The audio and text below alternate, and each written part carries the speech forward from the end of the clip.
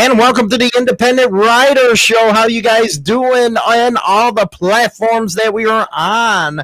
We got Chris Pruitt. He is from the USCCA. We're going to be talking about some concealed carry stuff today for all you guys. I'm going to be interviewing him for about 15, 20 minutes, and then we're going to get the rest of the independent writers in here. So if you're into the Second Amendment stuff and you carry a gun, here we go. We're going to be talking with Chris. He's going to give all of us some knowledge right here. How you guys doing in the chat room? I guess we're live streaming on all the independent writers except Dark Soul because he's a loser and don't have 100 subs. So get over there and subscribe. Sub to Dark Soul. Chris, how you doing? Welcome to the show. How are you doing, buddy? I'm doing great today. I appreciate you guys having me today. Rock and roll, man. We appreciate you coming on to talk about all this stuff with us boneheads and meatballs out there in the internet land. How you doing, 360 Steven? So tell us about USCCA, if you would. So USCCA, it's a member organization. It really is designed to help you in three major categories when you talk about self-defense. It's mentally, physically, and legally.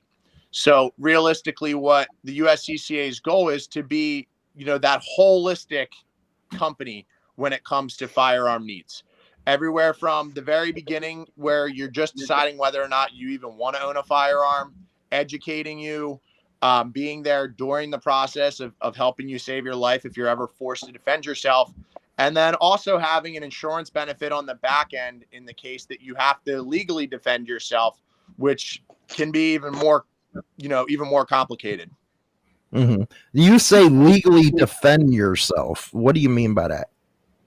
So if you lawfully defend yourself, the prosecutor still has the decision to determine whether or not they're going to charge you. So you could have done everything right in this situation, and the prosecutor thinks they have a case, they may still bring charges up on you.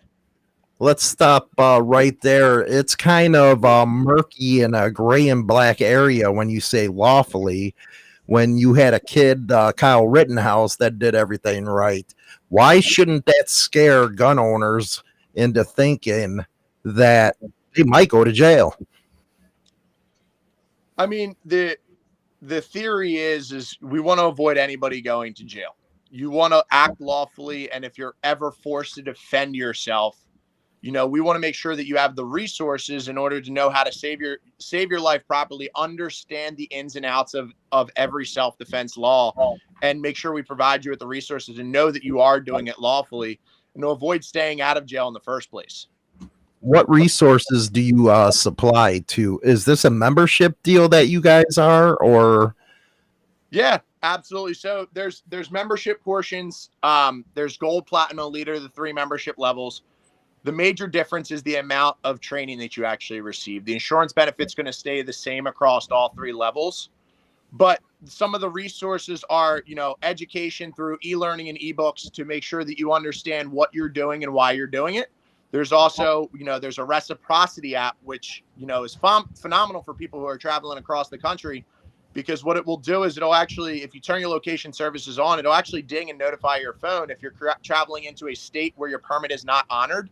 So when or if you have to put your firearm away. And then right below there, there's a button that says state laws that breaks down every state law of whatever state you're looking to click. Say Maryland, for instance, you click Maryland, it'll show you the laws for that specific state. So if you're transporting a firearm through that state, well, how do I lawfully do that? How do I know how to properly store that firearm based off of that state specific laws? It's easy to access right there on the app so that you have a full understanding of where you're going and what you're doing. Rock on. We have Black Dragon, my crime partner, in here. He does a lot of interviews with me. Bedlam just came in, so Black Dragon, let's get you in because I tried to get one of my independent writers, Dark Soul, to interview with me, but he wants to just sit by, so I'm gonna bring you in here and interview as well. This is Chris. He's with the USCCA. And he has some good stuff he's about to talk about. What do you think about the state of gun laws right now in a lot of these liberal cities, BD? So first of all, Chris, good to meet you. I see you guys commercials on YouTube all the time. I believe it is. Yeah, me too. And I just wonder how much of that. I'm glad to get to talk to you because I wonder how much of that is true. Don't you guys have the insurance? Because I know personally 4 people here in Georgia that have killed someone in self-defense. 2 of them in my motorcycle club, 3 of them in my motorcycle club, and then 1 is a colleague I worked with for many years. And every single one of those guys, legal card carrying dudes, one guy, a friend of mine named Myron Petro, killed a dude here who had stabbed his wife in a store 25 times. By the time he got there, he wrestled the guy off of the woman. The guy ran out the front door and came around the back. He goes to his car to get his weapon. He comes back to the store and the guy is stabbing her another 20 sometimes. He killed that guy. And in every one of those situations, every one of those dudes thought they were going to go to prison up until the time that they didn't. So all of this stand your ground and all this kind of stuff, it works so. So I what do I think about the laws, Hollywood? I think that if you're carrying a concealed weapon, it just depends on what prosecutor you get. Even if you're saving your own life, even if you're saving another person's life, you could be facing hell. So something like something that Chris Pruitt has, if it works, if it really is a system that is going to get you an attorney and this kind of stuff, I would be all for it. So I'm just like geeked at being able to interview you, Chris, and put you through the screws here on Hollywood Show. Hey, Chris, what do you say about that? Now, something like that would be a no-brainer. Here is a dude stabbing this woman, and you go out there, grab your piece, and you light them up. But the next thing you got to do is worry about being thrown in jail. What does the USCCA do if he was a member? So as a member, the way the insurance benefit operates is you become an additional insured on this self-defense liability insurance policy issued to the USCCA. So self-defense isn't always a firearm, so it's important to note that as well. But the coverage limits of the insurance benefit are $2 million annually for damages in the case they're awarded in civil court. So that component is if they try to sue you after the fact of the incident. Right. Say, for instance, someone gets injured. They end up in the hospital after you lawfully defended yourself and they try to sue you. That's where that bucket is more so designed. And then there's no limit for defense expenses in both civil and criminal court. So what that means is that's the actual funds available for things like an expert witness or actual attorney fees and retainers and stuff of that nature. Now, so how do you guys go about determining if it was a good shoot or not before you pay out? So they pay out on the front end, and then there is a clause for recruitment in the case that they're found guilty. But if you're it comes down to a lawful act of self-defense, right? That's based off of the court system, and a good attorney, if you did the right things, isn't going to have an issue proving that. But wait a minute. If you go to jail, though, and do you still pay if you get sued? If you are deemed, if it is a situation where, say, you are convicted of the crime itself, then no, funds would not be available for that because it wouldn't be a lawful act, right? Okay. All right. So you can't just say, okay, well, you're a criminal.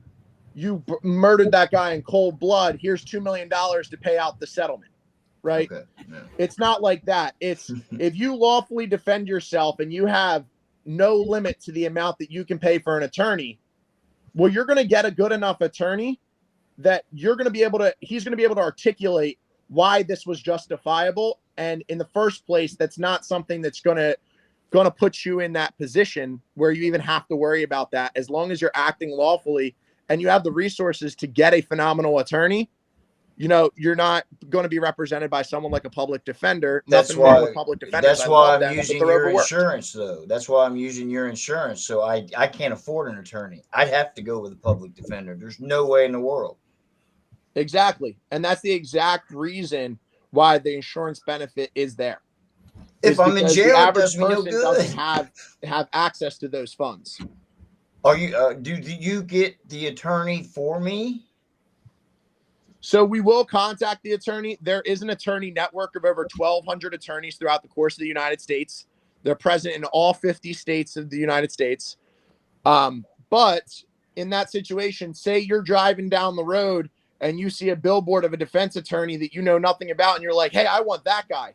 You do have the right to choose what attorney you actually use, which is important because I strongly believe you should be able to vet the attorney that you're going to use before you actually use them. So you should have the choice in that situation. But if you have no clue, we have already done that vetting process to make sure that they are very good candidates for who you should be choosing to defend you. Okay. Thank you. BD. Go ahead. You got another one?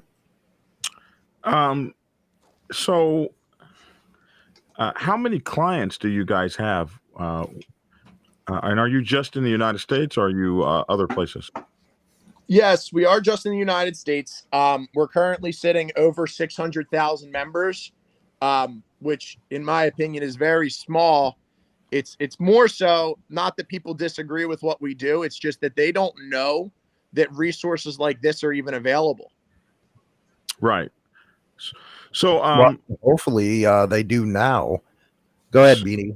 So you handle if somebody sues you, do you handle if I'm arrested? Do your attorneys take care of me in a civil what is that word? Criminal case. Criminal. Thank you. In a criminal case? Yes, absolutely. It's both components. So that no limit for defense expenses, it is for both civil and criminal court. Okay. And what's the Go name ahead. of your company again for folks that are just now tuning in? It's the United States Concealed Carry Association, more formally known as USCCA. Well, here's one for you, Chris. I'm going to take one question, then we'll get back to the interview. This is from Toby. My question is, why do I need an exceptional attorney or any attorney when I'm defending myself and there are eyewitnesses or even video footage? Unfortunately, a lot of what we see is there's a famous author by the name of Varg Freeborn. He's a phenomenal self-defense author. Highly recommend his books. One of my favorite quotes from him is, you only have the rights that you have enough money to hire an attorney to defend. And it is very, very true and prevalent in today's society. Yeah. If you don't have the money to have a good attorney, you end up with a public defender. And how many rights do you truly have in that situation? Right. Whereas if you have the monetary funds to be able to pay for a high-end attorney that you otherwise would not have been able to afford, how does that look in the outcome most times? So does your service only cover self-defense issues? Yes. So if I got in a car accident, but it's not just firearms. Right. But so if I got in a car accident, I couldn't call you guys and say, hey, I need a lawyer. Correct. Okay. It's very specific to self-defense itself. Right. Okay. Unless the guy got out of the car and went to beat your ass and you shot him. Oh yeah. So your company has a few different pieces when you join and you get membership. So you join and then you have training, and then you have a skills test in a classroom. Correct. And so let's talk about the training for a second. So when you join, you go to your website, you join, and I guess you get to choose from 3 levels of membership. What are the 3 levels? The 3 levels are gold, platinum, and elite. And what are the difference in the levels? The only difference is the amount of training that you receive access to. And the reason that's so important is because when we think about the insurance benefit, everybody likes the concept. But what good is that if we don't know how to save our life in the first place? So understanding that holistic mindset of how do I lawfully defend myself, understanding the laws, understanding things you may need to do. A lot of people hit tunnel vision because they're unprepared. The one thing I stress when I speak to people is you are prepping for the worst day of your life. Unfortunately, a lot of people train for the best case scenario of that worst day. Mm-hmm. I know a lot of people who carry a gun every single day.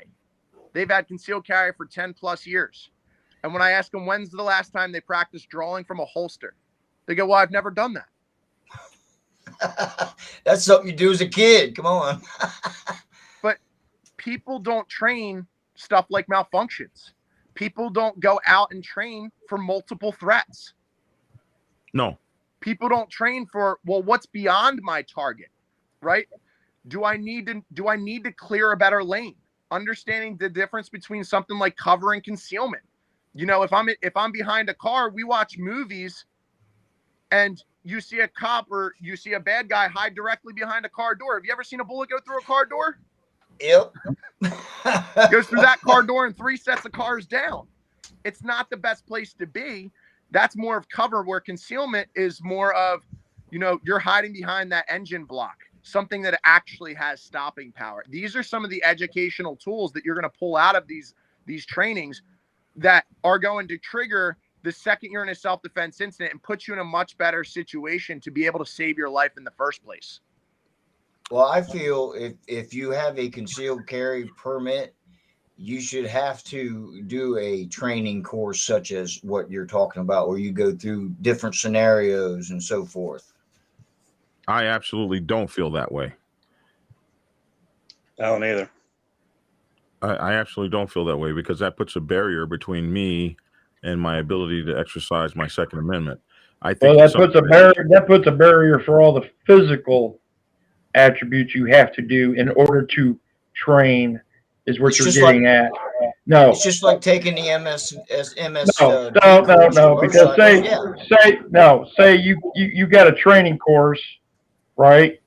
And you're wanting somebody to do a training course. Well, say this next guy's in a wheelchair and he can't do that training course, but yet now he can't conceal and carry, and now you're taking his rights away from him. You can't do that. That's almost as bad as a red flag law. Yeah, you can't do that. So, no. In retrospect, a lot of the courses that you go to, and there's a lot of states that have mandatory education as part of getting their concealed carry permit. Yeah, Illinois. States, the states that actually require that, a lot of times you're in a stationary position when you're actually doing the shooting qualification, meaning that it doesn't discriminate on those disabilities or anything like that, and it does give them the access to still receive it strictly based off of their performance. China asked before I go in. Well, one thing, I got a Utah carry, and I'll never get an Illinois carry because, you know, they want to rob you and pull your pants down and do you some good. She asked about Good Samaritan law. So I get this one quite a bit because we're talking about the legal obligation to stop something, right? If I defend myself and that person, after I had just stopped that threat, you know, do I have the legal obligation to try to save their life? In many situations, no. There are certain circumstances where you do have legal obligations for things like if you have certain certifications or something like that. But, you know, that person, if they robbed your house and they tried to kill you, do you have to save their life?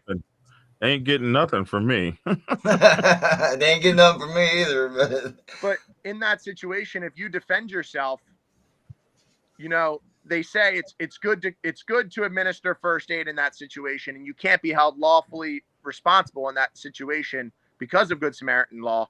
But if I'm in that situation, you know, my stance personally is I'm not tampering with evidence. Oh, I'll administer first aid, all right. Now, what is your stance on that, where you say it will pay off if you're lawfully, it was a good shoot? What if you emptied a cartridge in this guy?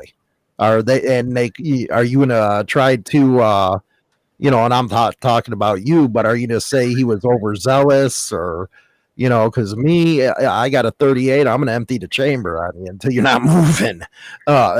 That's just, I'd rather be judged by 12 than carried by 6 here. So yes and no. So yes, in the sense that I understand what you're trying to say and where you're trying to go with it. You are lawfully defending yourself at first, but say I shoot 4 rounds and that person drops and they're no longer a threat, and I go over and I use a 5th round in that situation, that's no longer lawful. Cops do it all the time. The law states that self-defense in itself is stopping a threat from its threatening behavior. Yep. So once that threatening behavior has stopped, Right. that's where your use of force actually should stop as well. Well, then my question goes, before I go back to BD, then we'll get into the round table. You'll have 5 or 6 cops on a guy and they all empty it out, but it's self-defense, but it don't, go over to us as well. No. So police are actually held to an entirely different use of force law because they have legal obligations to do certain things. So in that situation, a police officer is held to a completely different set of laws than the average civilian is, because they are required to put themselves in harm's way. We are not. So they can all 5 open up and empty their clips, but we can't empty ours. I mean, in certain circumstances, they may be able to, right? And there's certain circumstances that we would be able to, but there's also, you see a lot of situations where police didn't act in coordinates with the law, and what happens? They lose their job and they end up in prison. So they may be held to a different standard of law, but that doesn't mean that they're still not held to a use of force law. Whereas when we talk about, unloading a magazine, that comes down to, well, is the threat stopping its threatening behavior? Because I've seen situations here in Philly where someone would be on PCP and get shot 17 times and still be moving forwards. Well, I'm going to shoot you in the head, so keep moving then, But that's where it comes down to. You need to understand your laws and when you're required to stop as well. Right. Let's go around the table. J-Man, go for it. Well, it's I don't carry my weapon out of the house because I don't feel I need to. So I've never needed my concealed carry permit. But I have went out in the woods, with friends and went through some motions and, learned a few things, So that's why I feel if you want a concealed carry permit, you should have to take a course like that. Even if it's with paintballs, I'm sorry. I mean, you still should have to take a course like that where you know how to drop that threat and how, to do it lawfully, like you said. Well, there goes how we won the West. Dark Soul. Your turn. I'm a member with USCCA. I do concealed carry. And to the extent, why are a few states not being covered by USCCA? Prime example, New York is one of the baddest lawbreakers as far as gun, with the Second Amendment. They'll arrest you in a heartbeat, take everything from you and bend you over and shove it up your beep. Oh, no swearing. No swearing on the show. So the reason that certain states aren't now when they say that they aren't there, that doesn't mean if you go into New York and get put into a self-defense incident, it can't be a covered incident. That's not what that's saying. That's saying if you live in the state of New York, that you're not allowed to purchase a membership because their state's insurance commissioner does not allow this type of insurance to be sold in their state. Right. Wow. And a lot of that could be simply because, if they don't have a self-defense law whatsoever and the insurance benefit covers lawful active self-defense, they're claiming that, that can't be a product that has any relevance. And some of the situations are things like that, or, I know Washington had some hiccups where we're still trying to figure out exactly how to get back in. They wanted certain alterations made to the benefits before they would allow, and then there was a 7-year grace period before we could reapply. Toby, if you're carrying that gun, you should know how to shoot people in the head. Most people won't be able to get a headshot unless it's 10 yards or less. That's when you kill somebody, It's you're going to be easier within to say 10 yards. They don't teach you headshots when you go for your training in CCW. It's Not in easier, Illinois. Right. It's actually- easier said than you done. actually- They do chest shots. Correct. You always aim for the center mass because it's the largest area of body, which makes it the easiest to hit, and it's where all of your vital organs are. So it naturally has more stopping power, because if you take vital organs out of the picture, your body quickly stops. Yeah. right. So Great it stuff. incapacitates the Yeah, threat. so we found out who our liberal is in the group, J-Man. And Hollywood, what's up with you having my state concealed carry permit? I thought you didn't like Utah. You're good for some stuff other than having multiple women as wives, man. Other than that, Yeah, I mean, I'm a concealed carry permit holder, and I'd like to know, like, that app, you talked about that app. I'd like to know more about it, because I go all over the place, different states around here, and I honestly don't know the law. I just carry anyway, to be quite honest. Oh my God. Well, Dude. that's not good. Yeah, So- that's So crazy. we need to get you squared away with the right way to do things. Hey, I'm being real. It is So what if it is. you- And if hey, you a don't- lot of it is just, most of the time it's lack of knowledge, not having access to the right information to be able to handle ourselves in accordance. So if you the don't- one app that I had spoken about is called USCCA Reciprocity. If you search USCCA, there's going to be 3 different apps. There's Train USCCA, which is the Protector Academy app, where you can train on your phone based off of what membership you have. There is the regular USCCA app, where it handles all of your account information, all that. And in addition, you have the access to the Concealed Carry magazine located in there as well. And then there's a third app called USCCA Reciprocity.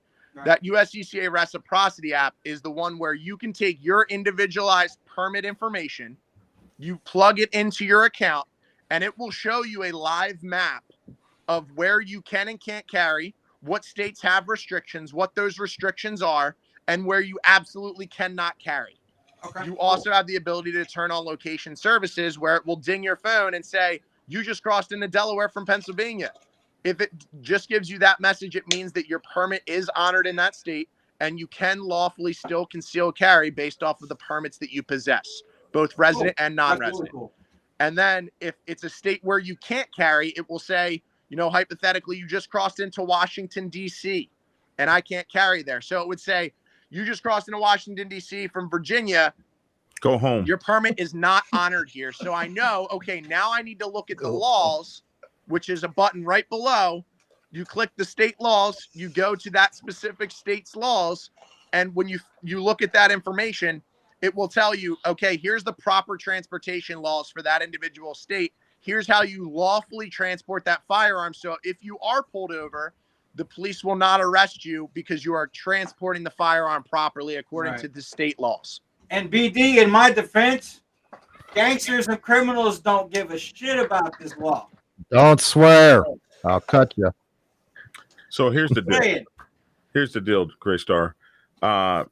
Gangsters and criminals don't, but they're not the ones that get caught. They wasn't planning on getting caught in the first place. It's you. And if you don't have this app, they've got reciprocity map that you can just go.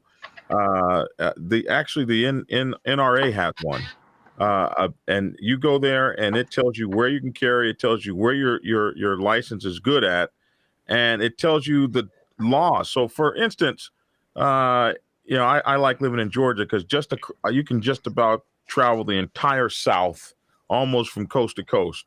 But when you get pulled over in Texas, for instance, Texas has a law that requires you to say to the police officer, I have a concealed weapon permit and I have that weapon on me when he pulls you over. Georgia doesn't have that requirement. Right. So, Really? so you've broken the law in Texas. If you get pulled over with you can carry there, but you got to let them know you got it. And Kansas has a complete, has something different. Oklahoma. So you got to know these laws because the penalties are crazy. So I can absolutely think. BD, let me interrupt here before I go to Bedlam, and you know what I'm talking about here. Say a member of a motorcycle club has a CCW permit. He's all legal in the state of Texas. He's a member of USCCA, but because his motorcycle club is on the gang task force list, they arrest him for having a legal CCW permit.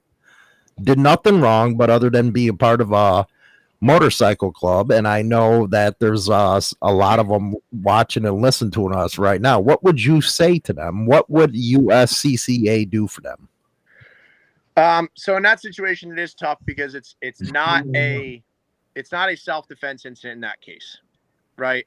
So the insurance limits would not necessarily apply. Now, there are some other funds and stuff that the USCCA has for one-off situations that could possibly apply, depending on circumstance and stuff. But I mean, realistically, in that situation, you're going to have an attorney knocking on your door that wants to represent you because they know that settlement that you're going to get from them wrongfully arresting you is going to be quite hefty. You're going to make off a little bit better than most in that situation. Would USCCA as an organization at least file a brief or any of that on his behalf? Not necessarily, but they, in that situation, if you call it in, they may be able to point you in a direction of the best attorney to handle that situation. Like a referral. Right? A referral? I'm sorry, can you repeat that? A referral? Yeah, basically. It's a tough situation because the insurance benefit states specifically self-defense incident, and wrongful arrest does not fall under that category. Okay, Bedlam, go for it. Then we'll get the dragon. You're muted. Drink. Oh, you're at work. I'm not drinking. I'm at Yeah, work. I know you're at work. What I was going to say was, I got a carry as use ditch card, so, but anyway, my question is that, I know when on the bike, some bikes don't have bags, so forth. So the only place you can carry it is on your person. But if you got different states and different, laws, what are you going to do if you're crossing the state line and you can't put your, weapon away? That's the question. How are you going to transport it then? In that situation, personally, what I would do is I would be using a lockbox similar to something like this that is TSA approved. It does not allow people to get into it from either side. I would lock my firearm in one of them, lock my ammunition in another one, and then keep my magazines completely unloaded, also in something like a backpack or some form of bag that is actually detachable from my body. Well, see, that means you would have to carry all that in the backpack, and it'd still all be located in one area. Correct. And usually, like here in the state of Illinois, they want you to keep it separate. Correct. In two different areas. They are deemed separate because they're in separate lockboxes. No, wait a minute, criminal. Hold on, I gotta open this box to get my gun. Yeah. Give me just a few minutes. It does put you in a little bit of an inconvenience of having to carry the extra things. But your other option is what happens if you get pulled over and you go to jail and get an unlawful possession of a firearm or, something like that. It's better to be safe than sorry. And sometimes that little extra inconvenience of carrying those lock boxes or something, it can make a large difference in your everyday to day life and really being able to preserve your livelihood. If a criminal is going to rob you. I was just curious because, state of Illinois, here's state of Illinois, the rules are different. But as soon as I cross the state line into Missouri, boom, open carry. Yep. You don't need nothing. I can carry it on my hip. Nobody cares. But here's the deal: all these statutes and codes are actually unconstitutional. They make it so hard for the ones that actually carry it to protect themselves. you got to have it in 3 different separate things. I mean, that's freaking BS. You know, you're getting fired up on everything. Oh, I got to get this. I got to get that. That's BS. You know. We'll get into that for the second segment, guys. I want to be able to ask Chris stuff before we let him go. BD, you're up. Yeah. So Chris, you got a lot of information, and you know, guys, I hear you guys moaning and complaining, but the bottom line is, if you don't want to take your behind to jail, you better know these laws and you better practice them. They're not going to hear any crying you have to, like, for instance, you take your gun, you're riding your motorcycle, you take your gun to California and you ride across the California state line and you put your weapon in one bag and lock it, and you put your ammunition and stuff in the other bag and lock it, but you've got a magazine that carries more than 10 bullets, bro, you going to prison. That's the bottom line. So you better know these laws. It ain't no game. So it ain't none of all this crying and none of this. If you're going to carry a gun, you better be responsible, because in America, in a lot of places where they don't like guns, they don't like gun owners, you're taking your freedom into your own hand. Chris, what I'd like to know from you is, this training that we get, this training is online. This is online training. And how can you possibly train intelligently online? And then I was looking at something else where it says you can go to, now that you've had your training, you can go to an actual, some of you guys certified or affiliated training ranges or training facilities. Does that cost money above the membership? So those are my 2 questions for you. So, to your first question, all of the training is done online. And the reason that is so effective is because we start talking a little bit more about the mentality portion, right? To train your mental to be able to handle these situations doesn't require pressing a trigger, right? And a lot of the things that you learn are more of the understanding, the situational awarenesses, what to look for, what to be aware of in these situations. So it trains your brain to look at the world a different way, and it trains your mind to come all together with that physical realm, right? So it really is all encompassing. For instance, would I find benefit watching Tiger Woods swing a golf club? Absolutely, it would make me a better golfer in small facets. But I'm not going to be able to swing a golf club like Tiger Woods unless if I go and see a golf instructor that can work me through getting to that level, right? So there is that fine balance of understanding your why and being mentally prepared, but also understanding how to physically apply it and be able to physically do that. So when we talk about going to that instructor that you're mentioning, now USCCA does have plenty of instructors that are certified. And the reason for that is because the curriculum itself is phenomenal. Now, it is their own individual business that they are operating. Similar to like an NRA instructor can charge what they want for an NRA class. The instructor, it is still the instructor's time. And all they really are is certified in the discipline to really make sure that they can show them that the competencies. So it would be an extra charge to go and visit that instructor. But realistically, let's think about it. Are we going to regret any time, money, or effort that we put into being prepared for that worst day of our life if it saved our life? Well, that was good stuff. I do want to get into a debate with the other guys. Before I let you go, Chris, how do you join USCCA? Great question. So to join the USCCA, you're just going to go to the website. You're going to type in uscca.com/remote, REMOTE. And then it's going to bring you to a landing page that asks for a code. The specific code that you're going to type in is going to be Christopher P in all capital letters, CHRISTOPHER, and the letter P. You type that in. You join, it'll show you the 3 member levels, and you can click and read through the difference in member levels.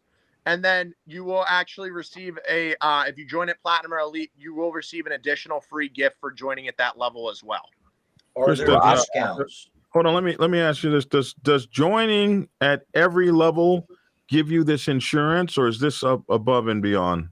Correct. So all 3 levels have the same exact insurance benefit. So whether you're at the $29 a month at Gold or whether you're at $49 a month at Elite, you still have the same coverage limits on insurance benefit. The only difference is the amount of training that you receive. Rock Do you get on. to a level where your training is where you've done all the training you need to do? I mean, is there some sort of certification? Are you able to become an instructor? So you can always become an instructor.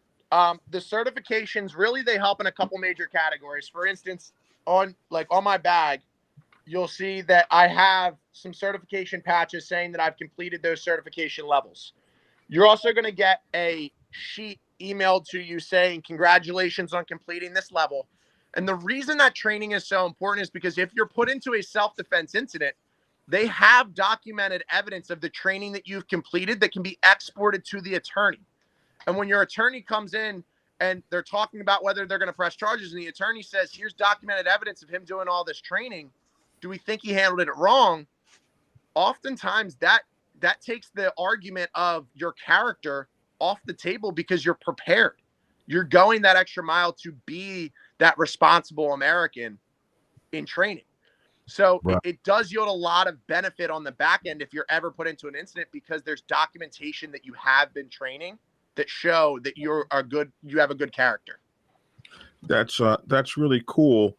And finally, this wasn't made clear to me, and I'm sorry if you've already explained it, but this is not like prepaid legal. I mean, you guys are going to cover the legal fees, or am I going to have to pay above and extra for an attorney? Correct. The fees are included in that. So you are a member. If you're put into a self-defense incident, you call the critical response team.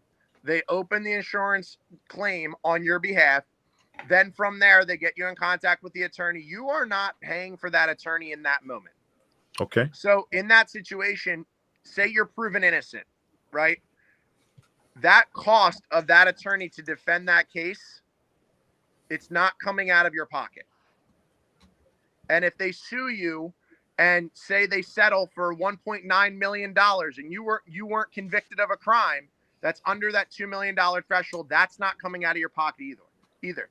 So when you're saying prepaid legal, there are some companies out there that are prepaid legal and they pay for the attorney. That's completely different than what we do because the USCCA actually has an insurance benefit. It's an insurance product that is associated with that membership. So my thing is there a point that I might have to pay until I'm proven innocent and then I get my money refunded, or are you guys handling it from start to finish, or it's handled from start to finish? And in the case that you're found guilty of charges, the insurance company does have a recoupment clause where they have the ability to reclaim that money in the case that you are found guilty. That doesn't mean that they always will, but they have the ability to in that situation. So it is important to note that as well. And there's also, as part of that, there's $100,000 specifically allocated for bail, which means that if your bail set at $1 million, 10% of that is going to be $100,000, and that would be covered also included in that membership.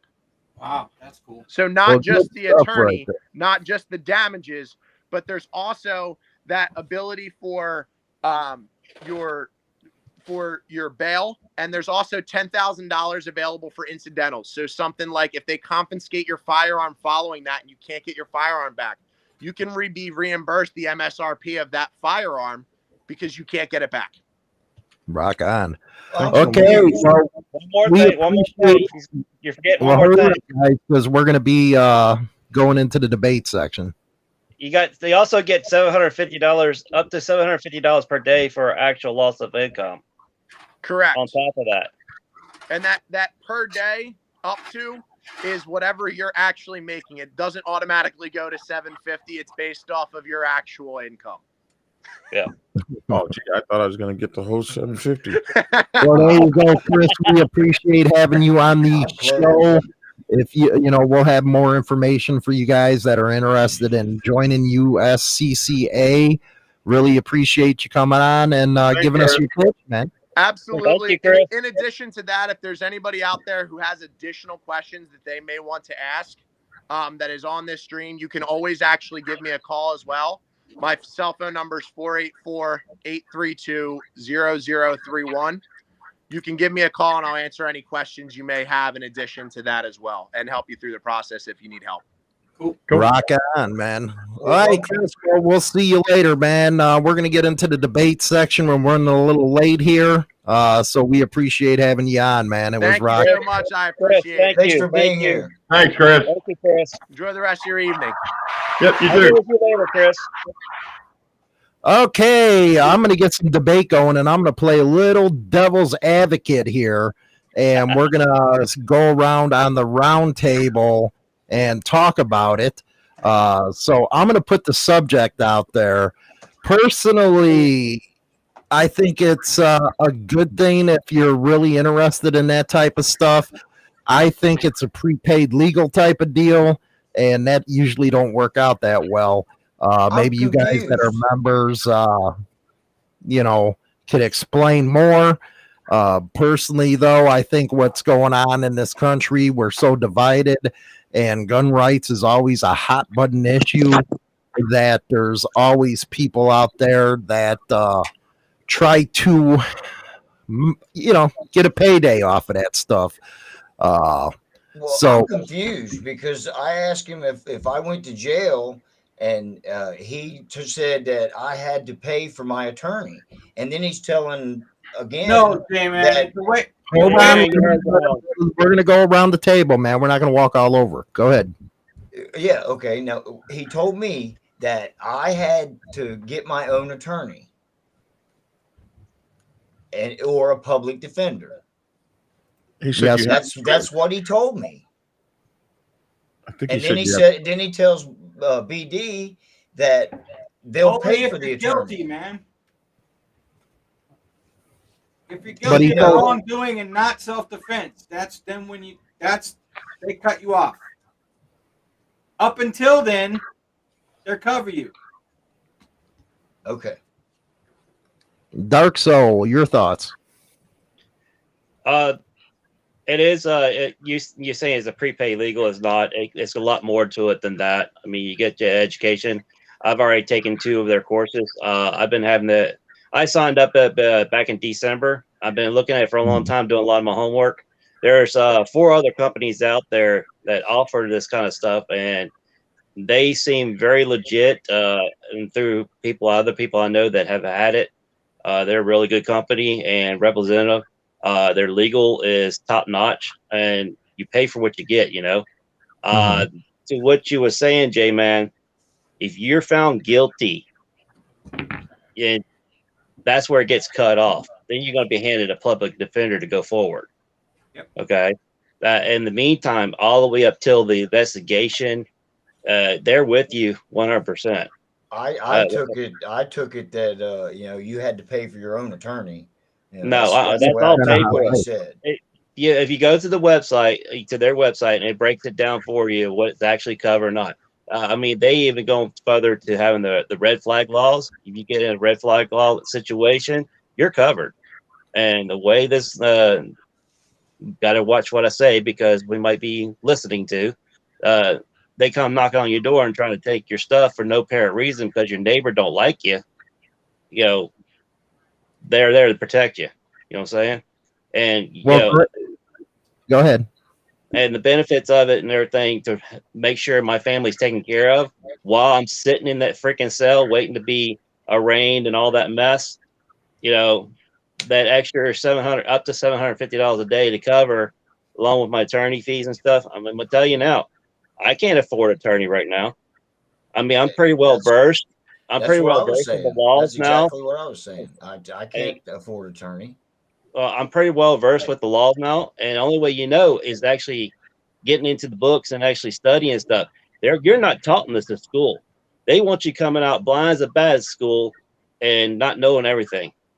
They don't teach you law. They don't teach you. They bare minimum stuff to get you by. J-Man, you don't carry outside the house anyway, so you're just gonna get robbed. It doesn't matter. You're not going to rob me. I'm going to take your gun and shoot you with it. Okay. You're not going to rob me. Let's get going on, Gray Star. One thing that confused the hell out of me. was they do offer educational courses, but they're online. Now, I already know that won't meet Illinois standards and a lot of other training standards. So, would it be the insurance that you were going for if you would join, or what else would you go for with a program like this? The only thing I would do with this program is the insurance. As far as training is concerned, I would search locally for a provider in Utah, in my state, A good to actually gun do a range. physical training. That's Your my thought- personal opinion, anyway. Your thoughts, Bedlam? Because you're Illinois, thanks. so you know how we are here. Yeah, I looked in all the CCW and law. It's basically, I have weapons, period. And it's the purchaser of the weapons responsibility, period, to get their training, to get anything they need as regards to following the laws of their state, period. But if they want to play outlaw, that's their final choice. Let's just leave it at that in my case. Right. Right. Because I'm jumping from state to state, all the time. And I do not pay attention to everybody's laws because I don't pay attention. I was born in the US of A and plan on being born in the US of A and do my own thing. And what others don't know won't kill me. Black Dragon, you seemed real interested in the program. What caught your eye on it? I've been looking at it for a while, and it comes across my feed. And you guys know I'm a prepper, and I have my channel Think Tactical, and my podcast Think Tactical, and my website thinktacticalnews.com. I haven't been posting on it lately, but Hollywood and I have been talking here, and I'm getting ready to start posting on Think Tactical again. And I've been thinking about this because, like I said, I've known 4 guys that I am personally acquainted with, and each one of them had to kill somebody. And each person had a legal kill that was eventually adjudicated as a good shoot. And each one of those persons lost a great deal of money, a great deal of time, and they were afraid the entire time that they were going to prison. Even a friend of mine who stopped a murder, the woman was stabbed 30 or 40 damn times. The man attacked her twice. Her ex-husband attacked her, stabbed her up 15, 20 times. He, being a wrestling coach, attacked the man, pulled the man off the woman. He was covered in her blood. The man jumps up off of her, runs out the back door. He goes to his car to get his gun. He wasn't carrying his gun. He comes back to the store. The man has just run out of the front door and then came all the way around and came through the back door. And now he's on top. When he gets back into the place, the fool's stabbing her again. So he pulls his gun, tells the guy to cease and desist. And the guy now decides to charge him with a knife in his hand. So he took the guy out. Now the guy's a black guy. He's a white guy. And so he's got a whole bunch of issues he's facing. Is this racial? Is this this? Is this that? Or whatever the case may be. And this is what you would think would be clear cut. And he almost went to prison. The district attorney's looking at him all salty and looking at him all sideways. And you talk about several things: money lost for while you're off your job. A lot of people live in paycheck to paycheck, 3 or 4 days or a week off a job, let alone a month or two, and that's enough to sink some people. So I'm looking at it and I'm saying this might be an interesting program for $29 to $49 a month. What all does it give? And so there'd be a lot of negative things to say about the training. Well, they can't train you personally, blah, blah, blah. But most of you guys don't even train any kind of way. So some training off the internet will at least put your mind in the right place. I mean, most guys do not train withdrawing. They do not train multiple situations. They don't even think about stuff like, if I jump behind a door like they do on television, that door really is not going to protect me. And so just them putting you in the right mindset, even if it is training online, will prepare you better than most people who get their gun, get their piece. They got all these guns on them. And man, let me tell you, I just saw a video the other day. Some Mexican drug cartel dudes came after some other Mexican drug cartel dudes.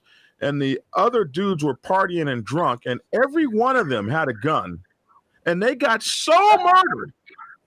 It was ridiculous. And they even pulled their guns out and shot. That listen, if your mind's not in the game, it doesn't even matter if you got your gun or not. They got wasted. The opposing force didn't lose not one guy.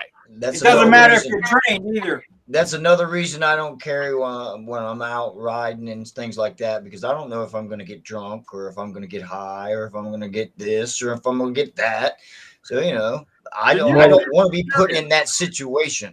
Well, let's go around the round table again. Let's talk about, see, I kind of lost faith in a lot of this type of stuff after Kyle Rittenhouse, because it seems like it depends.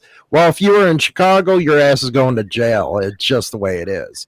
When you're in these different type of states, and because our Congress, they did have a chance to pass this stuff when the Republicans held the House, Senate, and the presidency, but they don't want it. So, well, how do you lose faith because of Kyle Rittenhouse? He won. Yeah, I did, but the things he went through and how it was prosecuted. He's supposed to go through those things. When No, he's not. You're supposed to be looked at with John Desai. We can't just open and shut the case. Okay, you're good. definitely not. Yeah, I mean, he should have went to jail at first. Why? Because You gotta take the he temperature shot of somebody until it's temperature of the investigated. time, man. Until it's investigated and Well, found. first is supposed to come the investigation, then you go to jail. They didn't investigate nothing because it was a riot, and he was a white kid with an AR-15 Mhm. that started shooting up. And the They video didn't- was all over. I don't think that. They didn't do no Even investigation. a They black just kid with an AR-15, he'd have got the same crap, probably worse. Or a woman. And, He probably would've got off. and Black Dragon, honestly, he probably wouldn't have. He'd probably found guilty. Just saying. Unfortunately. They find black kids with AR-15s guilty every single day. Right. So is it a racial issue in the United States when it comes depends to on what you guns? do. I mean, clearly with the video with Kyle Rittenhouse, it was self-defense. But And if they did that investigation instead of what Kyle Rittenhouse went through was absolutely self-defense. The question that I think a lot of people asked is, can you start some stuff and then you started it and now you're claiming self-defense? That was really No. the big No. question. No. And well, in the case of George Zimmerman, and wasn't that his name? Yeah. In the case of Zimmerman, he was able to start some mess, start getting his butt kicked, kill the person, and the jury said, yeah, you can start it and you can claim self-defense. That's what the jury said. But and so Kyle Rittenhouse went through the same thing. Can you show up in a city that you don't live in? his dad did. Don't even start passing them rumors, man. His dad did. His dad mom lived there. He did. lived in a different city. He lived with his mom. That's where his custody was. And he worked in Kenosha. He worked in Kenosha again. Let's say that. All right. Bottom line, The biggest thing about News people. Can you go to the city? Can you go to a city where and then go so-called protect some stuff that ain't yours? You ain't got no business being there. Sorry. Okay, and that's what it came Oh, down to. but it's the case Dad. then. Okay. Antifa's No. I got something to say in regards to this right here. Hey, Bedlam, do you need us to come protect your business? No. This comes down to protecting my neighbor. Neighbor. Same thing as a Neighbor. business. Neighbor. My neighbor, yes, I will protect Same my thing neighbor. as a business. If there's a business next He door to didn't my live house, there.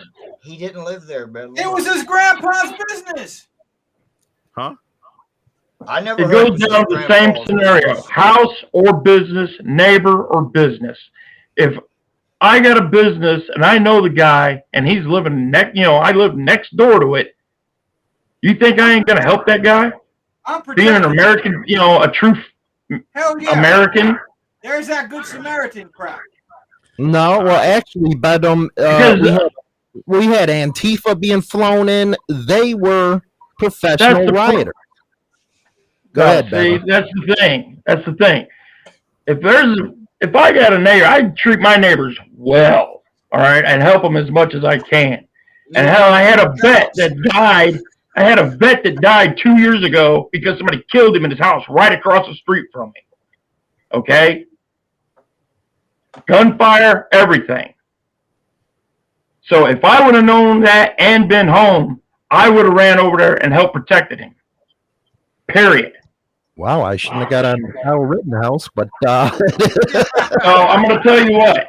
When it comes down to neighboring businesses, I'll protect my fellow man's shit. Period. Hell I don't yeah. care.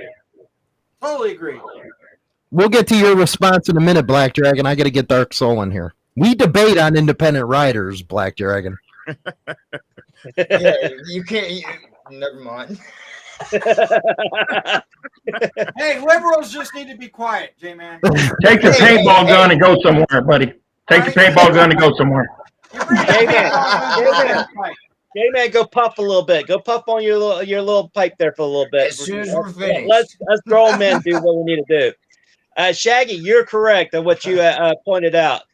Someone who has it and just are afraid to pull it won't end up doing it. But in all reality, if you're going to pull it, you better pull that trigger. Let's put it. I'm pulling it, and you ain't getting up after I pull. Yeah. I'm 100% behind that Let's too. put it this If way. I'm going to use it, it's going to be used, and it's the end of it. Now here's another thing.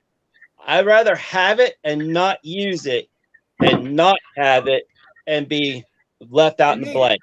Rather have it, not need it. Than Well, need I it, want to not have it. give Black Dragon the opportunity to rebut whatever he wants to rebut because this is a debate. Go ahead, BD. So,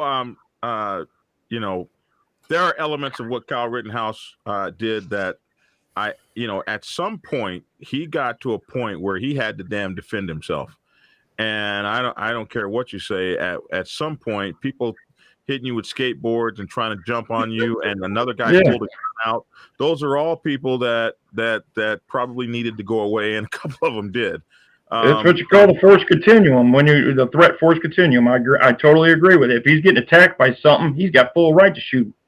Period. So at that point, it doesn't matter whether I was right or whether I was wrong. At that point, I got boogeymen trying to. You don't get to disarm me. Cut that out. Stop it. You don't get to take my gun. You don't get to hit me in the head with a skateboard. You don't get to jump in the air at me and kick at me, and you don't get to pull a gun on me. These are things I like John Wayne and the Shootist. These are things I don't do to others, and these are things that I won't allow others to do to me. I completely agree with that. Black Now, Dragon, can yes, I sir. ask you a question, sir?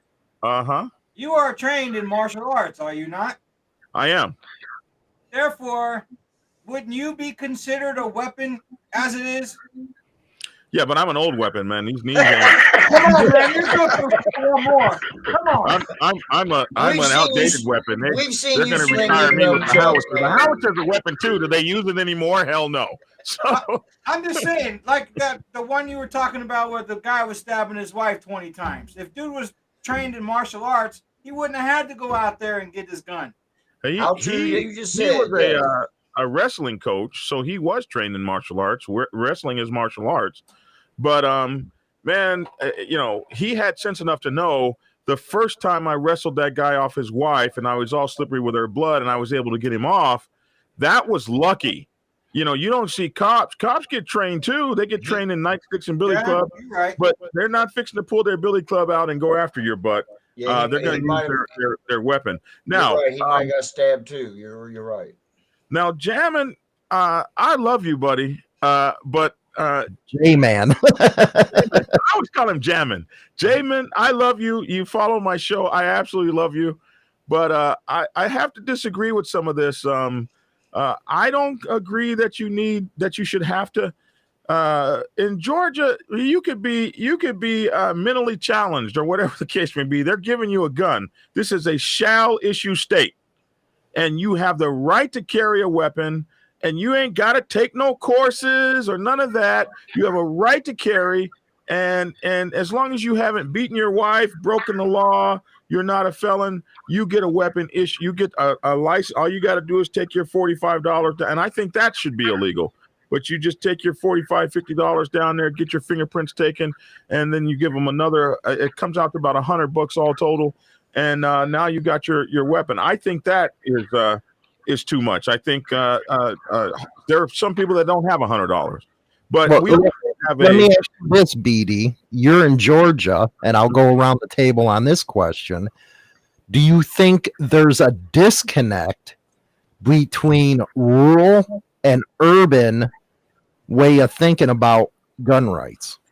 Well, there certainly is here in Georgia, because if you live rural Georgia, you get your concealed carry permit like 3 or 4 days after you apply for it. And if you are in Atlanta, Georgia, or anywhere around here, the folks here are anti-gun. So it takes you about 4 or 5 months to get your permit, versus a guy that lives out in rural Georgia who goes in there and damn near gets his permit in the same day. So, yeah. Well, We got China now joining here in us. Ohio. Hi, China. Here in Careful, Ohio, you might be still carrying. Black Dragon. Yes, What sir. is the name of that town in Georgia that is required for you to Kennesaw. carry? Kennesaw. That's And Kennesaw, what is the Georgia. crime level there? I don't know. 0. Well, 0. I Go think look crime it up. level would be down everywhere if everybody could just carry it right on their side. And Well, Dave yeah. Spot is from my home state of Oklahoma. Here in Oklahoma, we have constitutional carry, but no permit required. But We have you know, open carry here in Cincinnati and Ohio. You're allowed to carry it openly. That goes back. I'm in Pennsylvania. You got to go pay, like you're saying, Black Dragon. You got to go pay your little fee and stuff to get permission. You're converting I the love right to Pennsylvania. Once you got that Pennsylvania card, you can carry almost anywhere in the United States of America. Yeah. In Utah, all you have to do is go buy the gun, and you can carry it. You don't have to pay for nothing. Don't need fingerprints or nothing. But as soon as you want to get your concealed carry permit, then you're talking the fingerprints and the money and all that. Right. That's the way it is in Ohio here. Yeah. Well, I was getting at If- Mulberry versus Can Pennsylvania. I mean, guys, can I say something real quick here? Okay. Sure. Go ahead. It's funny is that everybody says, oh, I got to pay this. I got to pay that. I got to do this. I got to do that. You don't have to do it. What does this mean? What does that mean? What I'm getting at is you're asking somebody permission to do something that you can legally do without Yeah. getting it. No, No, what you're that's paying the for, judge. what you're paying for, man, what you're paying for is the paperwork. I'm not paying anything. I go buy my firearms, period. Done.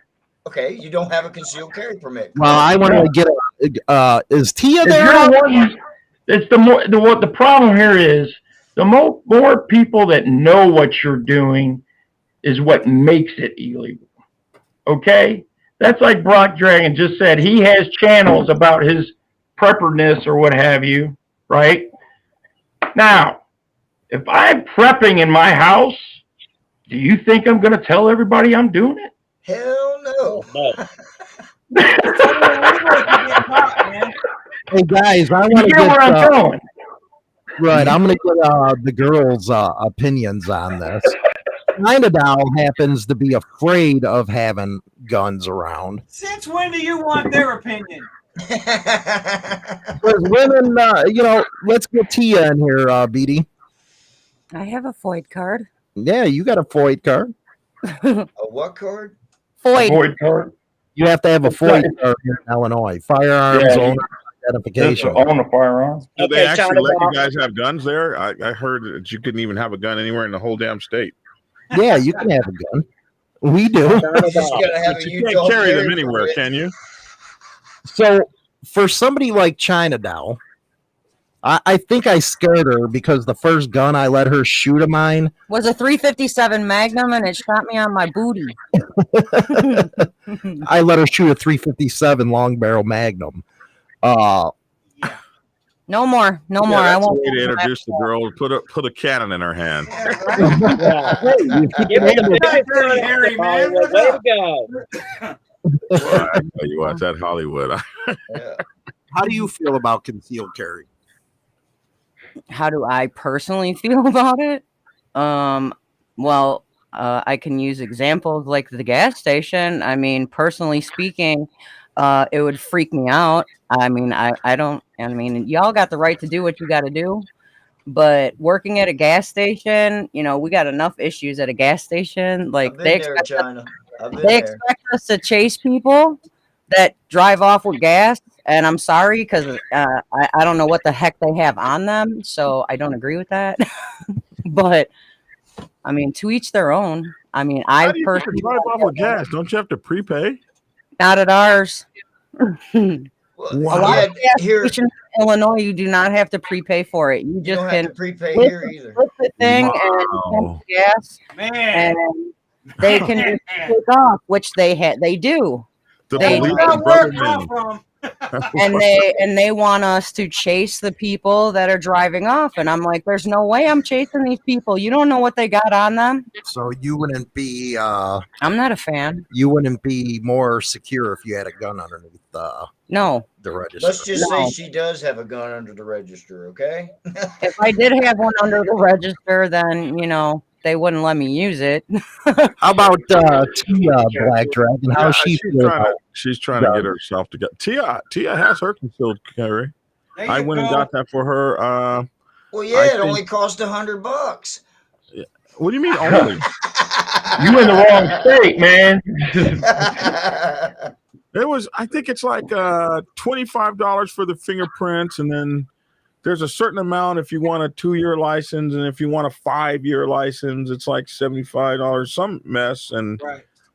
it's I think it's like $100 or something if I remember correctly. And I had to, but Tia's got hers. I got it for her. And then, oh my, you should see the beautiful gun I bought her with my friend's a gunsmith. So it's got these ports on it, and it's got powder coat red on it, and it's got her name, Red Bone, on it, and it's just sexy and beautiful. And Has she shot it? it looks, oh yeah, it looks way better than my raggedy ass guns. Her gun looks like something out of the 25th century. And and then I got her all of her stuff to carry it, various carrying things like the one that wraps around your waist, and then I got her the one you can jog with the little bag thing. What do you call those things? Those things that wrap around your waist. A fanny pack. Fanny Fanny pack? pack. Got her the fanny pack. Shaggy said All if that more people carried, the crime would go down like they proved in Texas. Well, see, that's what I was saying. Like you told me about being out in the West. If everybody had a gun on their hip, do you think there would be as much crime? There may be more. There may be more at the beginning, but in 2 or 3 years, people will stop shooting each other. Let's go around the table on that one. Dark Soul, you're first. Look back in the early 80s and stuff, man. You had pickups with racks in the back with the rifle and shotgun hanging back there. You don't even see that. Well, you got to go further south down to see it. But Shaggy, you're correct on a lot of stuff. And the little remarks between you and Black Dragon, I get a kick out of y'all's little ramble about the submarine stuff. Y'all make me laugh every time. But yeah, back in the day, you used to be able to have your pickup truck with hanging right there on the back and stuff, because as soon as you got out of school, you know exactly where you was going. At high school, I want to reiterate that we drove that stuff to high school. We had our gun in the racks in high school at Classen High School in Oklahoma City off of Northwest 16th Street. You would see the trucks pulled in and the guns in the racks in the pickup trucks, bro, and it wasn't not a problem. You didn't go play video games. You went right after school to go hunting. Truck with a gun in it to school today. Woo! What's your thoughts on that, Graystar? Well, my thoughts is I grew up in Oakland, and I'm sorry, BD. I'm not putting the gun in my in one part of the car, and then in the trunk have the bullet. No, that ain't happening. Sorry, it's just not. So I'm loaded. I'm 30 clipped up, and I'm ready to go. And I'd rather be that way than be dead. Let me share this story real quick. It's story time with BD. You're after this one, Bedlam. My first time to the East Bay Dragons Motorcycle Club, a storied motorcycle club in Oakland. My first time to the East Bay Dragons, I forget the street, like 100 and something street. I forget the name of the street. East 14th. East 14th Street. That's right. Sure. And they're right on the corner. So I'm riding my motorcycle down this street, and you are absolutely in the hood here. Yep. So I'm riding, I'm checking out everything, and these guys come pulling past, sitting outside of the on the windowsills with these like AR-15s, sitting on the windowsills, like shooting out and getting ready to shoot out, and they are being chased by 4 or 5 police cars that are trying to corner them off. And these guys are sitting up there like, man, if you try to pull us over, we're going to kill you. And all these cop cars are trying to converge on them, and they're rolling up and down the road at like just 50, 60, 70 miles an hour. And that's not the part that scared me about Oakland. What scared me about Oakland is as this was going on, the people that were walking up and down the street were walking up and down the street like nothing was going on. It's an everyday thing, man. Oh, these guys are getting ready to shoot up the neighborhood, and that I was like, whoa, I'm in a tough town. So your thoughts, Bedlam? Then I got a good one. We'll probably jump all over J-Man about. But I say, yeah. If I mean, you could put a lot of guns out there in everybody's hands, but I say, if it comes down to background checks that are done real well on people, because if they've been in like institutionalized, don't give them a damn gun, or if they got some kind of mental aspect, don't give them a gun. But yeah, it can be like the West. I mean, some places over in the West, I know over by Graystar, there's still old cowboys out there that carry. Yep. And still ride horseback. Open carry, ride horseback, and still go to the bar with their side piece on. Yep. So that's about all I got for that. I still believe everybody should carry. It could kill and drop the crime rate, but you're still going to have nutty folks wanting to, if they get a hold of one, popping them off, just like BD said. Now, J-Man, you seem like the more liberal of all of us. You're a loony leftist in sheep clothing, it sounds like. That's why he's wearing sunglasses. I have light sensitivity. Do you agree with some laws that over 10 bullets in a cartridge is overkill? Well, no, you can never have too many bullets. So you don't agree with that law in California where you should be allowed to have as much ammunition on you that you want to carry. Oh, I got my Miss Tia in here. I got Miss Tia. Hey, good taste there, BD. Say what? Good taste there, my friend. Hey, BD, move over a little bit, will you? I'm moving over. Damn. Keep on moving. Keep on moving, BD. All over your microphone. Okay, my microphone's being cleaned now. That's a good woman there. She'll clean your microphone. There was an incident in California that there was a couple guys in body armor. It was all over the TV as it was happening. I remember that. That was a bank robbery. With the AK get it? You can't. 47s. I'll Can you hear? How would that Dark Soul affect a normal citizen just having 10 rounds if they were confronted with something like that? I remember that. I mean, believe it or not, I remember that case when it all unfolded. I mean, I was young, and them three guys all suited up and stuff. I mean, the police didn't have nothing to touch them and stuff, and they was going into the stores getting more high power rifles to penetrate their armor and stuff. I remember that real well. And the effect of it, as where came all the regulations there in California, is when I think it really started buckling down on where it came from with all these laws. To what Shaggy was saying earlier, I agree with you. The Second Amendment should say we should be able to carry, period. That was where Mulberry versus Pennsylvania, as a Supreme Court case here in Pennsylvania. You should not be converting a liberty and a right into a privilege, and they still do it every day. So, now, Bedlam, and I'm gonna get Tia into this too in a second. Dark Soul just said that we have a right to the Second Amendment, but in the 1980s they passed a law where you can't have fully automatic machine guns. Is that against the Second Amendment? Yes, absolutely, it is. Well, that's why they invented bump stocks. Yeah, I think they passed that long before 1980. Didn't they pass that after? No, that was from Reagan. I thought they passed that after the G-Men stuff. No, that was Reagan.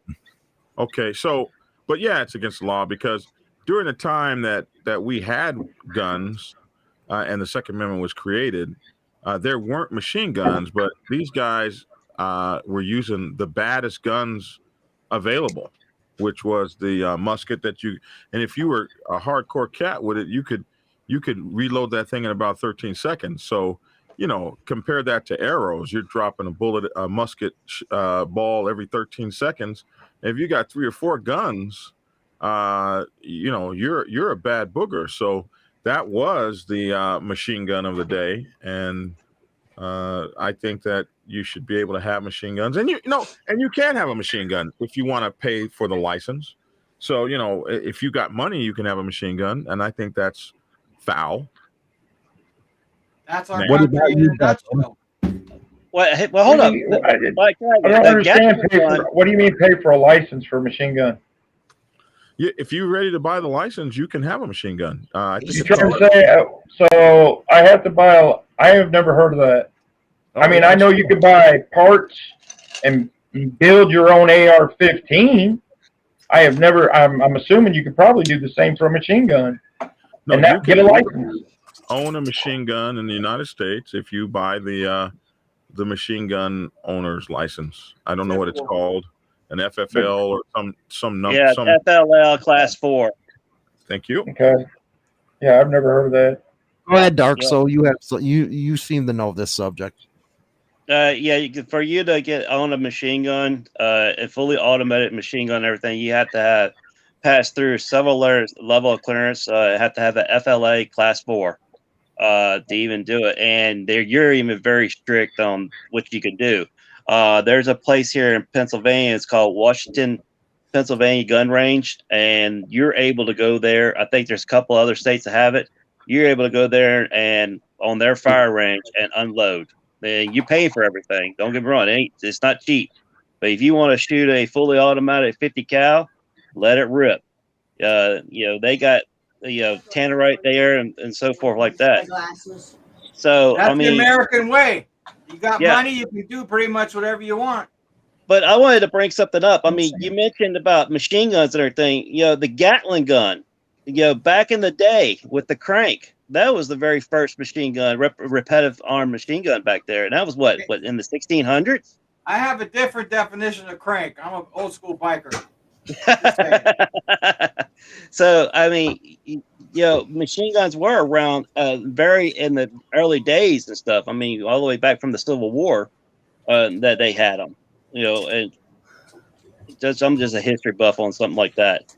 Yeah, the puckle gun. Yeah, you're right, dirtbag. The puckle gun. Thank you.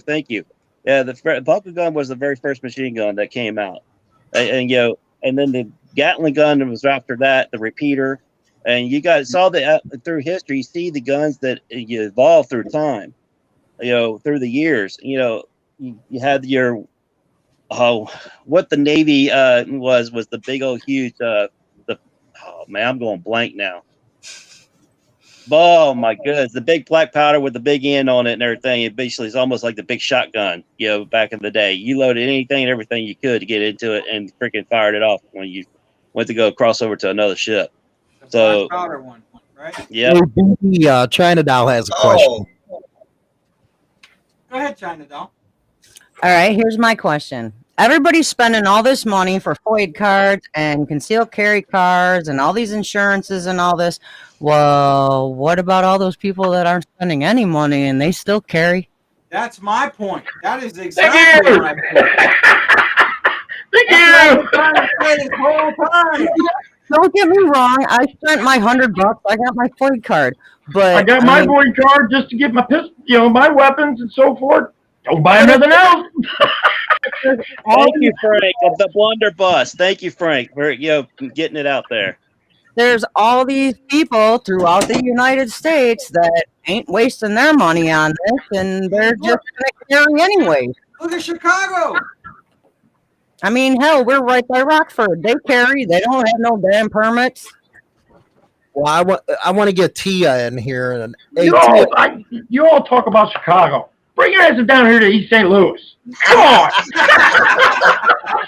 St. Louis ain't nothing compared to the Shy. No. I hear gunshots constantly at my house, man, all the time. It's just as bad. Hey, Bedlam, I live 16 miles out of Cincinnati and hear gunshots by my house all the time, so that ain't shit. So Tia, tell us about what got you. Hold on, guys. Tia, tell us what got you in the weapons. Hey, everybody. Hi, Tia. What's the question again, brother? What got you into weapons? What got you into wanting to get a concealed carry? And what is your preferred handgun? Point at him. Yeah. He made me do it. I grew up scared of guns because I lost so many people I love to gun violence. So I was just always like, no. But when I moved to Atlanta, I got into law enforcement. So I was forced to carry, forced to go to the shooting range, forced to learn about guns and different things. But he's actually the one that bought me my first gun. And I like his AK. When I went to the range and I shot it, I was just like, oh my gosh, this is so fun. But now Tia, do you carry yours? Huh? Do you carry yours? I carry 45. No, but I'm saying, do you carry it with you all the time? I have it with me. Sometimes I'll leave it in my car. He's bought me things that allows me to have it on me, but I'm scared. I'm not really a violent person, and I don't ever want to take a life, but I definitely want to be in a position where I can protect myself if it need be. Tia, I'm a strong believer in it's better to have it and not need it than to need it and not have it. I agree. Absolutely. I'm even a stronger thing about if you have it, carry it. Oh yeah, definitely. Yep. I'll agree with that. Toby, you're correct. A lot of people don't know because they're not being educated. I mean, you remember back in our day growing up, you were taught in school. You had a course on firearms. I was freaking 13 years old, and I had to go through firearm class in middle school. Wow. Where I'm from, we learned on the streets, man. That wasn't taught in school. Yeah. So Tia, how did your experience you talked about Chicago? What made you afraid I already know the answer, but the rest don't. What made you afraid of the gun until you got around Black Dragon? Was it he taught you the proper way of using one, or he taught you how to better handle yourself? How did you get over that hump? All of the above. I think he actually took the time with me to show me, um, and then of course I learned on the job. But um, absolutely, he took the time and he explained to me. I saw videos of people in situations where they should have had a gun, and all you have to do is watch the news, and if that doesn't convince you, sometimes. My daughter is a single mom. She lives alone, and I'm actually trying to encourage her to get a weapon. And she's sort of like me. She's, no, ma, I don't want to kill anybody. But I'm like, it's you by yourself and your babies. And in Georgia, you have the right to protect yourself and your family. And it's not that you have to use it, but just like the gentleman said, it's better to have and not need it than need and not have it. So, um, now that I have it, I do see where I need it. Like I saw not too long ago in Atlanta, there was a woman jogging in the park with her dog, and she got killed. I don't know if you guys saw that on the news. Yeah. It was just like, wow, why would you jog through a park? You got your dog, but they may have killed the dog first and then kill her or whatever. And what a lot of people don't know about dogs is the dog normally takes on the characteristics of its owner. So if you're a wimp, you'll have a wimp dog. And so folks that aren't afraid of dogs, look at your Labrador Retriever and wasn't afraid of it. I wish they'd try to get this Belgian Malinois over here. I'll be down there to meet him. I'll come down there to meet him. Yeah, come on. Come on. You said you were in law. He bit 6 people the first 3 weeks we had him. He's bit me before. I'm telling you, I saw stars. I was just like, oh my God, I cannot believe this dog bit me. I had a club brother that I got in an argument with, and he tore his behind up. So yeah, we bring in a couple raw steaks, you'll be fine. You get right past that damn dog a bit. If you bring me a couple raw steaks, yeah. You bring him raw steaks, he'll put the dog outside. I'm going to get us back on track here. Tia, you said you were in law enforcement. What standards did they hold you to that a regular citizen was, ain't held to as far as using a firearm? Okay, so they have to make sure you are mentally equipped to have that responsibility of carrying, because a lot of people, believe it or not, just because you're in law enforcement, a lot of people, you see it all the time on the news. They reach for their gun first, not even thinking like, okay, this is a life sometimes. So, you have a lot of power and they expect for you to think right and act right. So yeah, they definitely hold you accountable for it. You have to go through special training and watch videos, endless videos, because they're trying to make sure you're mentally, emotionally equipped to carry that firearm. It's a very powerful tool. Well, Tia, isn't it a lot of muscle memory? Did they teach you how to draw your weapon? Has Black Dragon taught you that too, either? Both. And I think you never stop learning. I think you can go through so much training, but when it actually comes down to you actually having to use that gun, sometimes all of that goes away. It's just that's what I mean, muscle memory. You've done it so much, it's force of habit. It's in there, Yeah, but these times we're living in, I would encourage all women. I do, like, especially a lot of my friends or whatever. I kind of convince them to go get you a weapon and learn how to use it, because it's one thing to have a gun and you never practice or you never touch it and familiarize yourself with it when it actually comes time for you to. I've seen where people try to shoot and they're shooting all in the air because they never really knew how powerful that gun, that kickback, when you shoot, shoot a weapon, how powerful it is. And a lot of people end up hurting themselves. And I think that was one of the biggest reasons why I was so against it, because I always felt like somebody would probably take my weapon from me and use it on me. And I was just like, you hear about people just thinking he would, a man, if it's a male trying to attack me, he would probably overpower me and take the weapon. So I agree with you saying women should carry.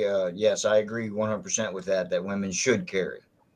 Well, let's go around the round table, starting with you, Jay, man. Ask Tia some questions. Ask China Doll. It's up to you guys. Hit it.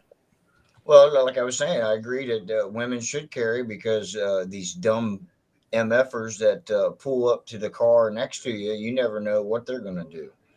Their buddy might get out and jump into your car, So, yeah, I agree that a woman should have it and know how to use it and be prepared to use it.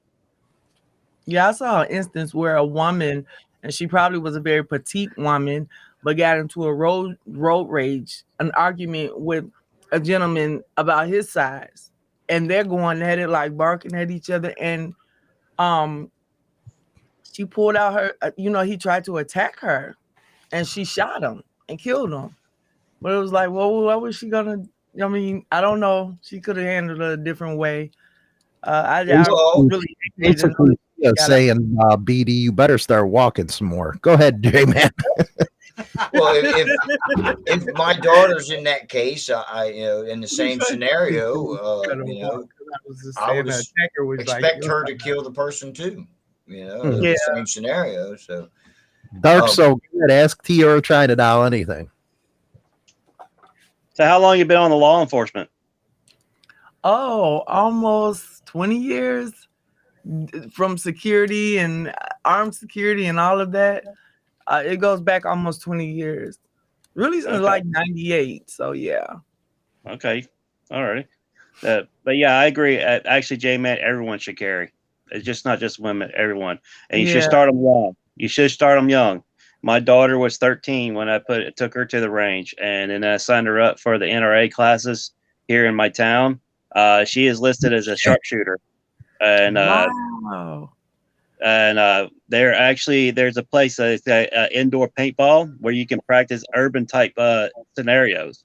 And every now and then you have National Guard Army guys coming in there, and they kind of want to have some fun, And that's the best way to, here in town, close by, except going to the other ranges where you actually do live fire. But the paintball can be just as close to range and accurate as with the indoor setting. Just like with airsoft, that's another deal. You see these airsoft channels, left and right. There's ways of training and getting it out there. But yeah, you start young. I'm a firm believer in that. And more they know about it, the better they're going to be educated and go for it. Where you stand on that, T? Is that me? Oh, yep.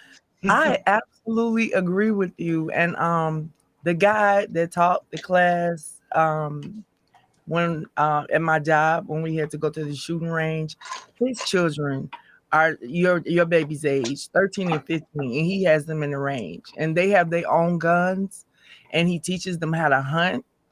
And I remember being with him, and a little girl ran up to him and was excited, like, "Mr. John, I killed my first deer." I get what did she say? The heart?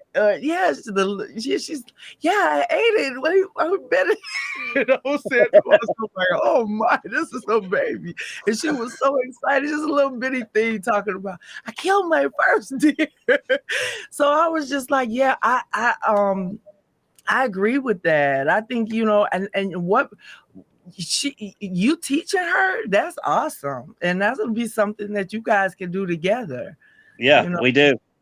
Well, what I'm going to do now is, if everybody don't know by now, Tia is going to be starting her YouTube stuff, and China Doll is going to be helping out and stuff whenever she can. So I'm going to turn the show over to Tia and China Doll for you guys to interview the independent riders. Whatever subject you want to go for it. Tia first, and then China Doll. Go. We got J-Man, we got Dark Soul, we got Gray Star, and Bedlam. Doing an interview. Okay. Oh wow. Look at this. He's funny. That's Bedlam. Bedlam. Yeah. Okay. And there's Dark Souls corner up there. Okay. And that's Jamin Jammin. And J-Man. that's Gray Star. J-Man. J-Man. J-Man. Let's go. Today. I'm missing out on my cigarette break. Come on. He's on my channel all the time, and I'm always saying, "Hey, Jammin," and his name is J-Man. Oh, J-Man. I like that. It's actually Jamin, but they call me J-Man, so it's fine. Okay. Well, go ahead, Tia and China Doll, hit it. Well, we're all family here, and I'm glad. It's good to meet you guys. I just want to tell you that I am so happy to be a part of the whole biker life. I've gained a new respect for bikers. I wasn't knowledgeable about them at all when I was younger. Well, my dad was a hang around, and I just always looked at bikers in a negative light. And Uh-oh. I've come. You guys are so amazing, and I love you. And now that I met you, it's just like your family. And so I always want to know that you're doing good. When you're doing bad, it's like I feel sad. I'm not, happy. When you guys go through things, I understand, and I always like to know how you all are doing.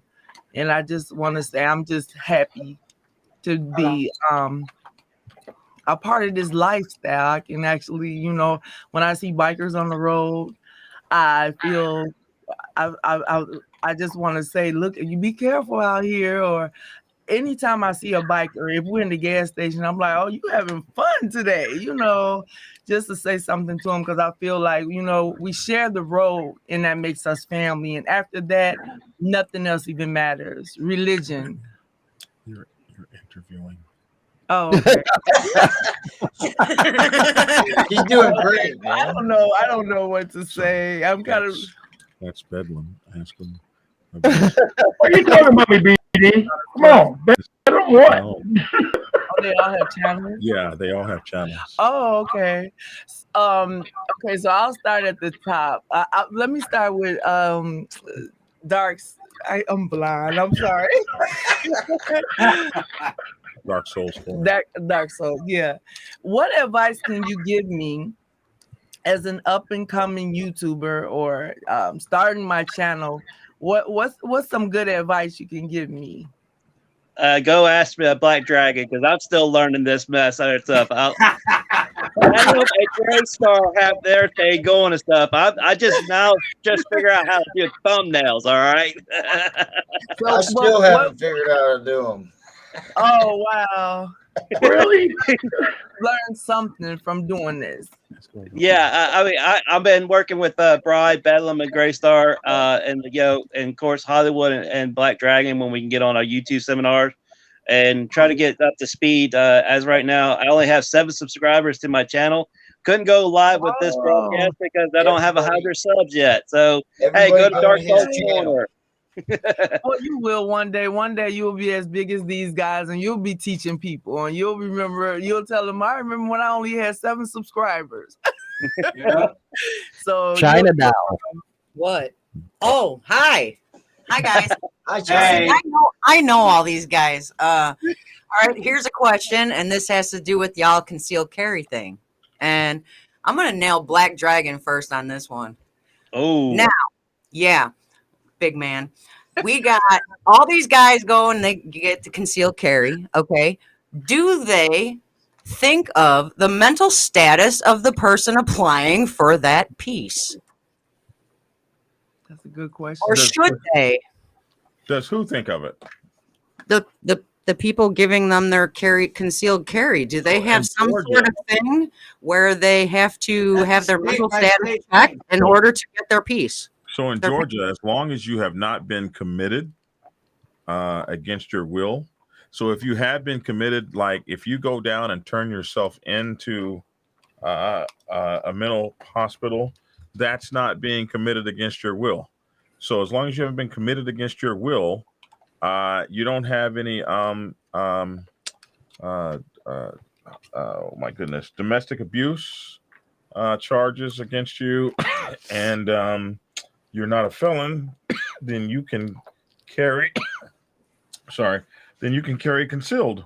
So no, they're not asking your mental status. The reason I say that, I was down there getting a license one time, a permit, concealed carry permit, and the guy that they were giving a concealed carry permit license to was clearly mentally challenged. We don't use the R word anymore, so he was absolutely mentally challenged. But he wasn't so challenged that he couldn't go down there, sign for that license, and pick up that weapon. And he's got a right to defend himself like everybody else. So, no, not here. They don't. But if you've been, committed against your will or something like that, then no, you can't get one. What about by you, Graystar? In Utah, they ask you certain questions in the process of getting your concealed carry about your mental health, but that's the extent of it. And then, of course, you have to do the background check. If you can pass all that, it's not a problem. That's all. I mean, my crazy ass has one. Yeah. It's kind of the same here. If you pass the background check and do your certification stuff, you go get your concealed carry. So, do you feel if they did more of an intense background check as far as a mental status, that some of these crimes might not have been committed? No, because most crimes are not committed by card-carrying gun owners. Right. You think all that Chirac stuff's happening with people, lawful gun owners? They're coming from people like me. We're the only ones that obey the rules in the first place. It's the criminals that don't be doing what they supposed to be doing. Close that door because that dog opened it. It's gonna be cold. What about you, Dark Soul? What do they do for where you're at? You gotta do a background check and then pay your fee, and you'll get your results within 30 to 40 minutes if you don't have anything. That was one time I was in there.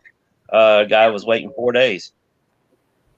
I was gonna say, you don't have a 5-day waiting period. That's our thing. If you go in to buy the gun, it's 5 days. I went in there, and then within 30 minutes, I had mine. Wow. Now in Georgia, if you have your concealed carry permit, there's no wait at all. Right. Here too. Just show your concealed carry permit and buy your weapon. Now, if you don't have a concealed carry permit, I think there is a waiting period. I don't know how long it is. Now, last question for everybody, since we're running on a 2-hour mark here. Wow. We'll go around the table. Again, don't forget to watch Tia and all them Sunday tomorrow at 6, I think they decided on. 6 p.m. Eastern. No, 6 p.m. Central. That's right, 7 Eastern. Thank you, sir. Yeah. Let's start going around the table. Last one, and then we'll go to final thoughts. Federal background checks, J-Man. Federal background checks. Well, if they had the federal background checks, they would be just as crappy as the state checks. So why bother? Dark Soul. I agree with J-Man. It's just another infringement on your right. That's point blank. You know, it don't do any good. I mean, this national deal.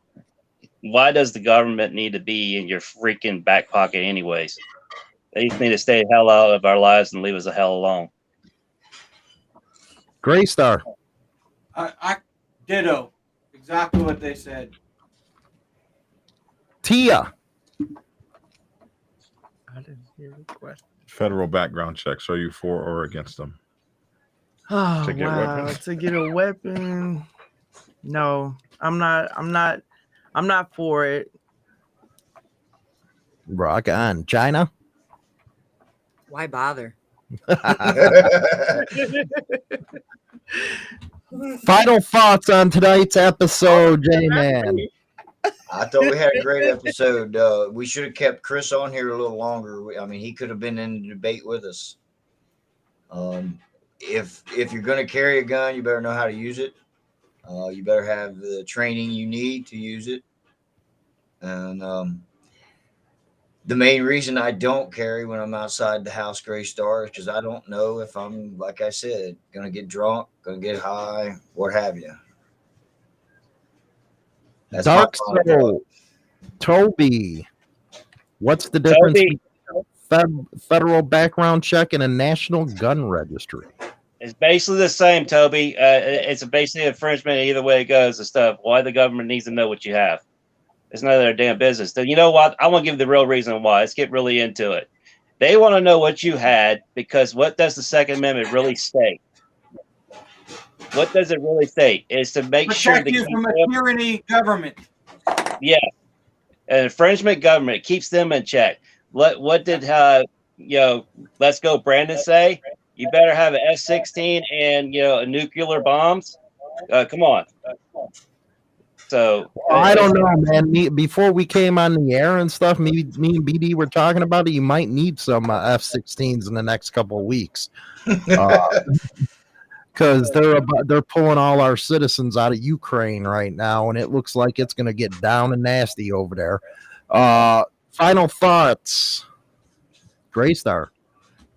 Well, like I said in the past on this show, it's better to have it and not need it than need it and not have it. And there's no way in hell that I will abide by any law that tells me I have to keep my gun in one place, my clip in the other. That is not happening. I carry to protect myself, and that's exactly, and my family, and that's exactly what I intend to do, no matter where I go. Rock on. BD, before your final thoughts, Toby said, I'm not asking the difference. I'm asking, does one violate our rights any more than the other? No. I'd have to say no, too. And one's as bad as the other. So, what do you think, Final Dark thoughts, Soul? BD.